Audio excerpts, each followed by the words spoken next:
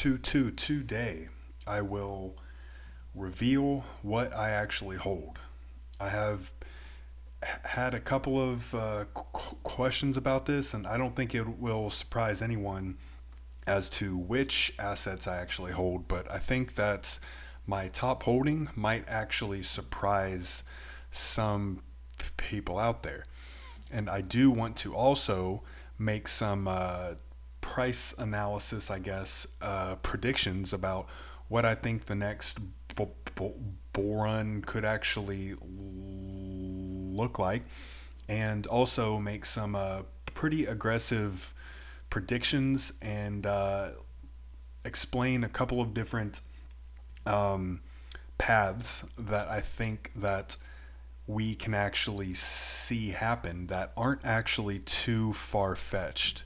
And then I will make some explanations and show some of the price predictions for a few of the assets that I hold as well. So let's just kick right off with my top holding. Now, it is a little bit hard to explain, but I do have a lot of it in an IRA, and I do hold some as well. So this holding is actually XLM. Now, I first got into crypto in spring of 2021, which was kind of a terrible time in all honesty.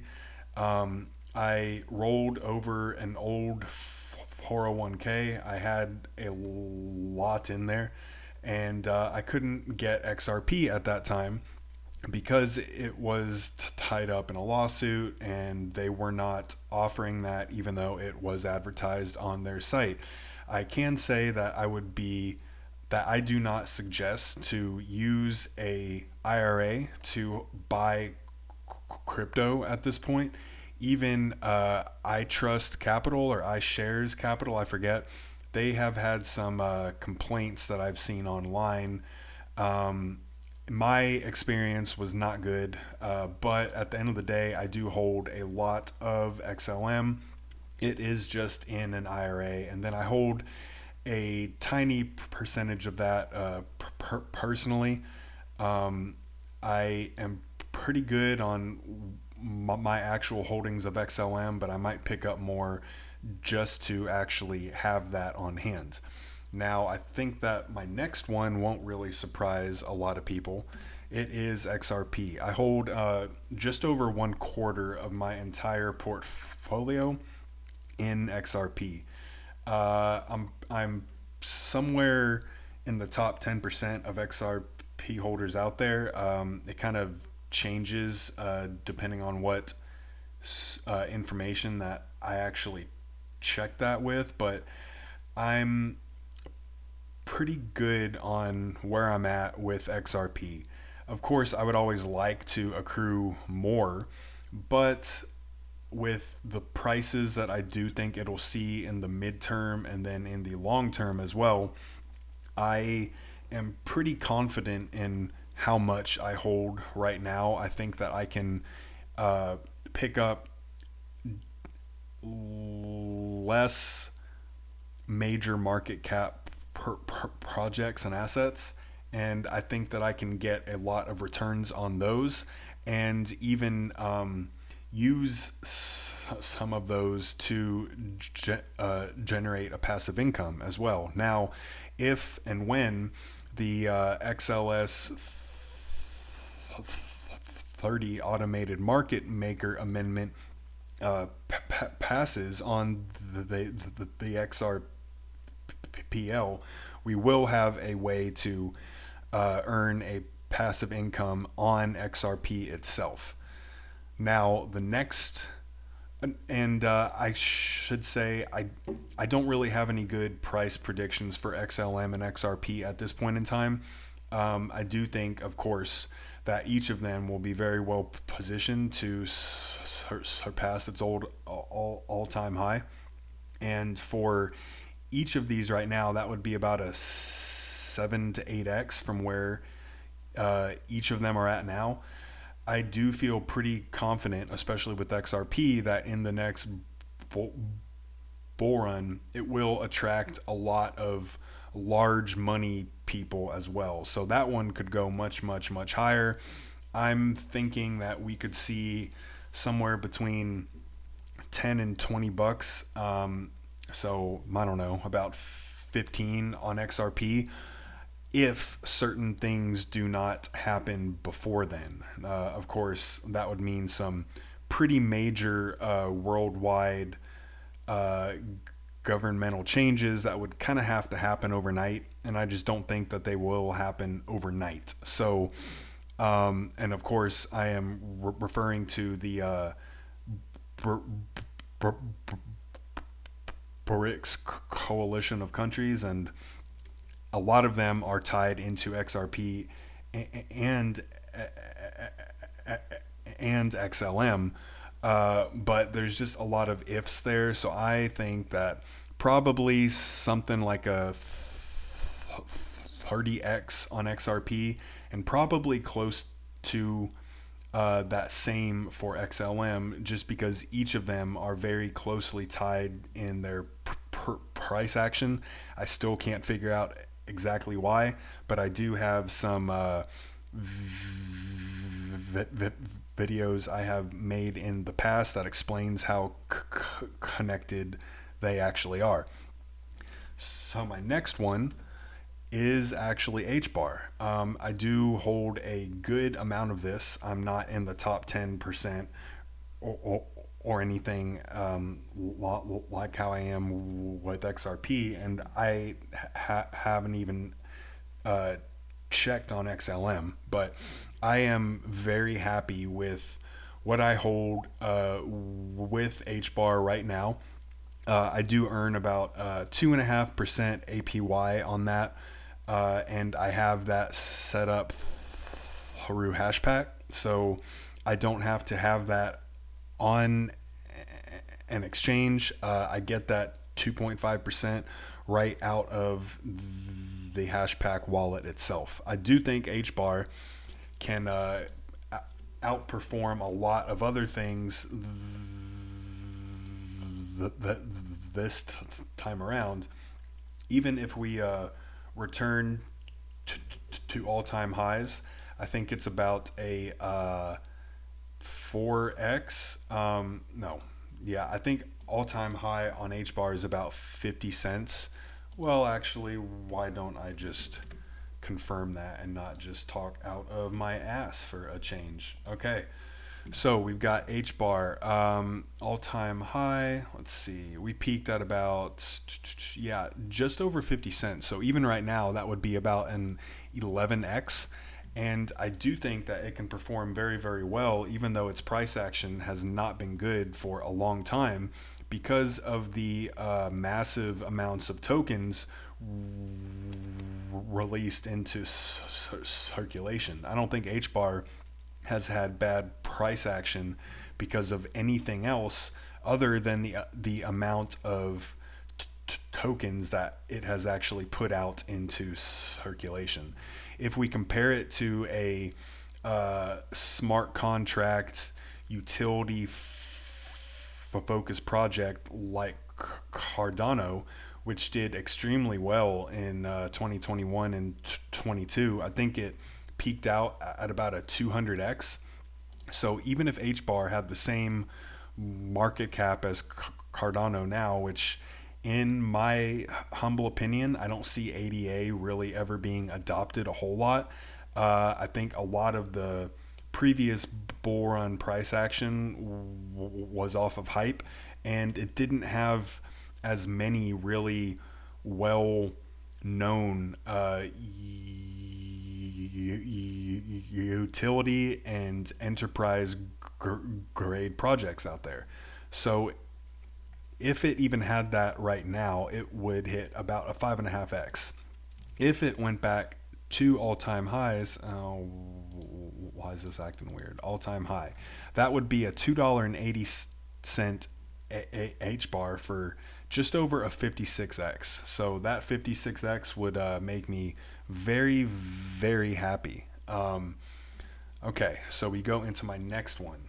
That is actually DC. I have accrued more XDC. I bought most of mine probably at about, it was probably 3 to 3.5 cents. I would like to toss a bit more in there between now and the end of the year.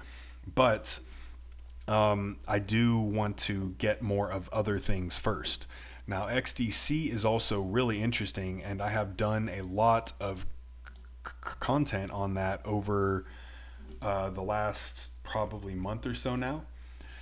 And XDC, even if we went back to its all-time high in 2021 of about 18 cents, that's about a four, 3.5x over where it is now. I do think that XDC in particular, with all of the trade finance agreements and industry adoption that it has already shown to have, I do think XDC will be an extremely valuable project. And I have made some pretty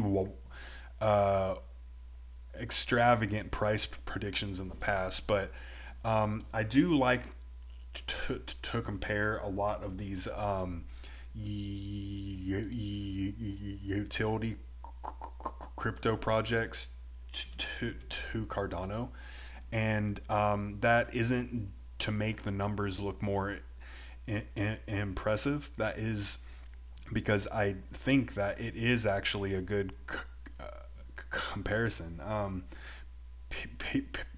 People like Kevin Cage actually compare HBAR and Casper to Cardano a whole lot, and Casper even has some more interesting price prediction as well. So if XDC hit its Cardano's current market cap, it would almost 15x. And if it hit an all-time high, 150x for $6.85 each. That would be huge for me and for a lot of you as well. Quant. Quant is something that I have been accruing more of over the last few months. I try to toss about 100 in each time. So I am trying to get to at least 10 quant, and I'm almost there. There are some really interesting price predictions for quant, and it's mainly because of its tokenomics. It's only got 14.8 million total supply, and it's already at almost 12.1. So it won't be hurt too much by the continuous release of tokens, just because there aren't that many actually out there. It has had some explosive price action over the last 24 hours or so. It's up to 95 again, and it was at I think it peaked over 400, but it was at almost 400x, and it only has a market cap of $1.1 billion. So if we compare even Quant, let's do Quant. If it had the current market cap of Cardano, that's a 635 buck quant for 6.72x. If it hits that all-time high market cap, then it would be 6,527, which would in order to get to a 6. Okay, so how about I explain it in a different way? So in order for Quant to 10x, you really just need a $10 billion market cap. And for reference, that's about what Cardano has right now. So if we just talk in terms of market, like raw market cap itself, there's not that much it would take to actually make Quant hit 1K, 5K, or even 10K. So I think that Quant is a really interesting hold, especially with all of the ISO 222, TC 307 ties it has, and all of the projects with the financial institutions out there for actual adoption. All right, so we get into my next one, which is Casper. I have been talking much more about Casper, and I think that it's a really interesting one. I am currently trying to make my way up to 100K Casper, hopefully by the end of 2023. I am earning about 10% APY on that out of my Casper wallet. So if Casper was to just absolutely explode in price, and even if it came back down to about $1 after the bull run, and if I have about 100K and I don't take any profit, that would be about 10K per year uh, in terms of passive income with the current APY. So I am really interested in Casper, and once again, if we compare it, I don't know why this has an issue if you just change it. I think I have to hit the X in order to actually do it right. So if we do Casper, it could pretty easily have a 26x if it just did the current market cap of Cardano right now. It only has a 353 million market cap at the moment, which isn't a whole lot for what it is actually involved in, particularly the intellectual property NFTs that it is partnered up with IPWE. That has yet to be rolled out to have a final update, but even at this point in time, it would be the largest enterprise adoption, and it's on a chain with just over 350 million dollar cap. So if we all-time high to match what Cardano did, it would hit $8.29, 268x.